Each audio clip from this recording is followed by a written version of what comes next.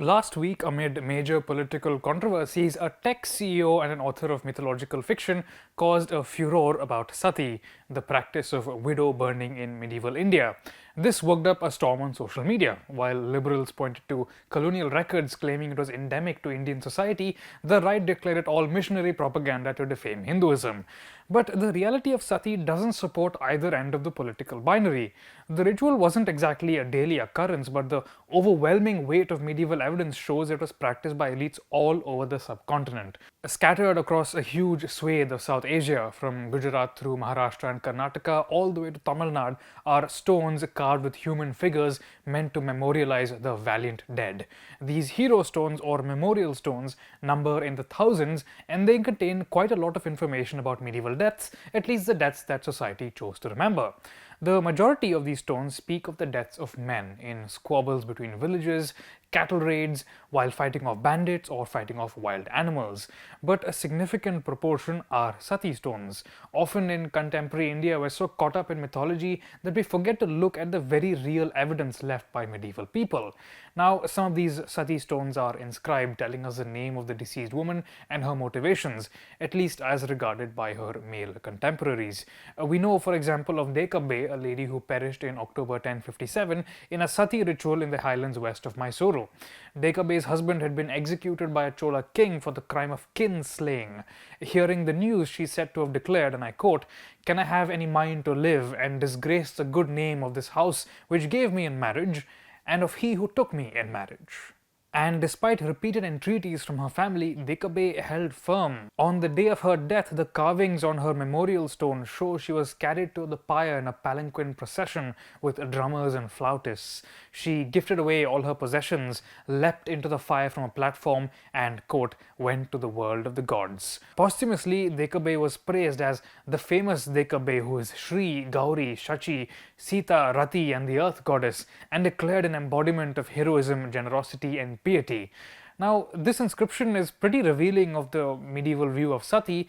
Deeyab belonged to a family of landlords and military chieftains, as did her husband. So while her family begged her not to go through with it, Deeyab thought that living as a widow would be, quote, a disgrace, while committing Sati would lead to her being praised and identified with goddesses.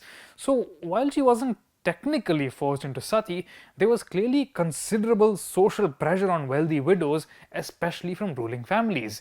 A scan of medieval Kannada inscriptions collected in the Epigraphia Karnataka will reveal many such cases if you're interested. And Sati wasn't limited to the middle aristocracy either, like Deeyab's family. We know that even among the Chola dynasty, with many powerful independent queens, a few did commit Sati and were posthumously revered.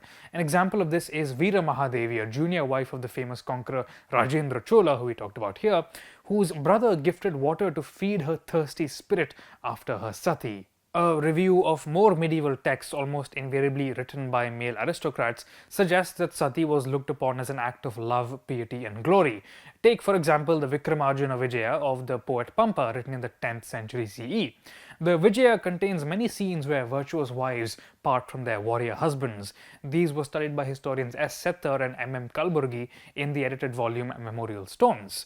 One lady declares, for example, that her husband perishing in battle will, quote, unite with the celestial nymphs, leaving me all alone here.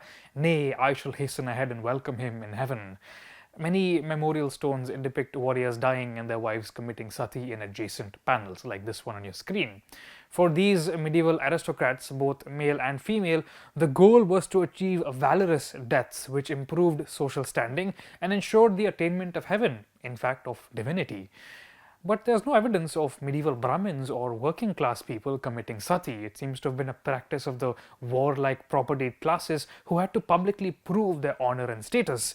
Even among them, we know that some women did manage to carve out careers as respected widows, primarily through temple patronage.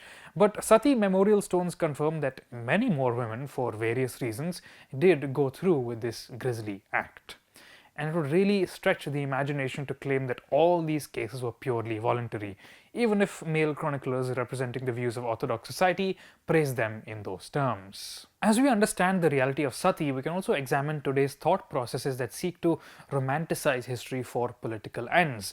The right-wing view of Sati, if last week's controversies are any indication, can be boiled down to the following. 1. The Mahabharata and various other mythological texts present sati as a voluntary practice. 2. There is a supposed lack of historically attested sati incidents, especially in the medieval period. And 3. Colonial missionaries routinely exaggerated sati reports and, quote, misinterpreted texts.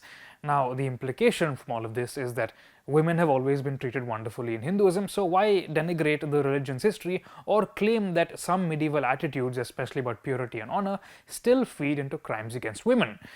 Now, let's take these one by one. First, the fact is that mythological texts are, as the name suggests, texts. They are not indisputable, unchangeable, objective narratives. They reflect the views of a particular stratum of society, often male, often upper caste.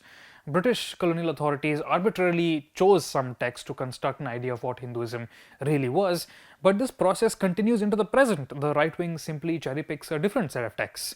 No mythological narrative can prove the existence of a perfect, unchanging Indian society. Myths only tell us what one section of Indian society saw as ideal in one point of time. Even so, the Mahabharata still suggests that the ideal for its time was voluntary sati or virtuous widowhood. Second, even a cursory reading of medieval inscriptions across most of India throw up dozens upon dozens of examples of sati, not from every section of society, yes, but definitely from the landed aristocracy. As a medievalist, I constantly come across confident proclamations about how medieval society really was, with absolutely no basis in medieval evidence. Instead, our imagination of the medieval period conjures up a past which exists only to support today's political agendas. Medieval evidence doesn't matter as much as modern imagination. The past wasn't a place of endless oppression, but it wasn't a utopia either. We can't conveniently dismiss its iniquities as propaganda. Third, yes, colonial missionaries did misrepresent sati as a universal Hindu practice, when in reality it was deeply linked to ideas of landed caste pride and women's purity. Accepting this doesn't automatically mean that all sati cases were lies. It's one of the few consistently attested practices seen in the Indian subcontinent, mentioned century after century by Greek, Chinese, Arab and Portuguese travelers. And sati stones aren't exactly difficult to find, whether in museums or in shrines. Often they depict the hand of the deceased woman raised upright, sometimes holding a lemon. One can't help but wonder, looking at these carved hands, what the lives of their owners were like, the food they must have eaten, the work they did and oversaw, the clothes they must have worn, the friendships they nurtured, all cut short by the death of their husbands and the events, voluntary or not, which followed immediately after, ending their lives. Separated from us by 1,000 years, sati stones tell a story of gender relations that in some ways we've grown beyond, but that we should never seek to forget. I'm sure this is a controversial opinion, so if you have questions or comments, we'd love to hear them.